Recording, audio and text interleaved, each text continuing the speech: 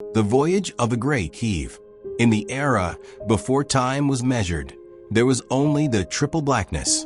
This was the primordial silence of the new, the deep cosmic waters that held all potential but possessed no shape. Within this darkness, the great architect, the SeaMan, realized that to know the universe, she must first create self. She looked into the void of her own center and saw the first stargate. This was not a gate of stone, but a portal of fluid and frequency, connecting the divine waters above to the waters below.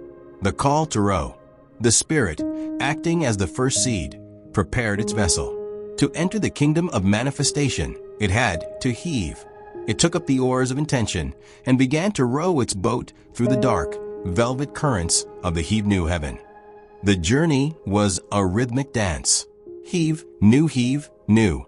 Each stroke of the oar was an act of procreation, a genesis of movement through the blue sky waters. The spirit knew that life in this darkness was but a dream, a series of visions flickering in the deep. But to make the dream real, it had to find the doorway. The Virgo doorway and the ram.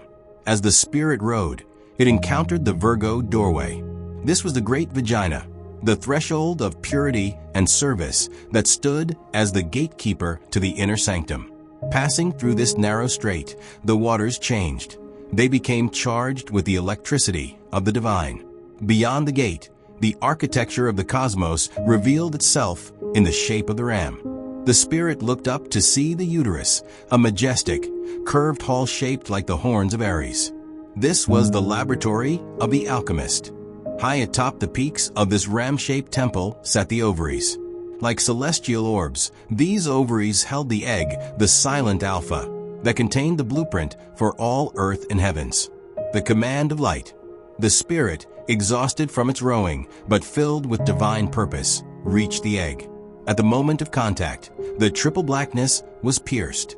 The self that God had sought to create was finally sparked into being. The great SeaMan spoke from the silence of the waters, "Let there be light." The immortal light broke through the sky-blue waters, shining through the portal of the womb. The dream was no longer just a vision in the darkness. It had taken form. The atom had become the atom. The spirit made flesh. The light made manifest, born from the divine alchemy of the water, the boat, and the ram. The voyage was complete, and the stargate stood open, forever linking the earthly child to the divine mother of the deep.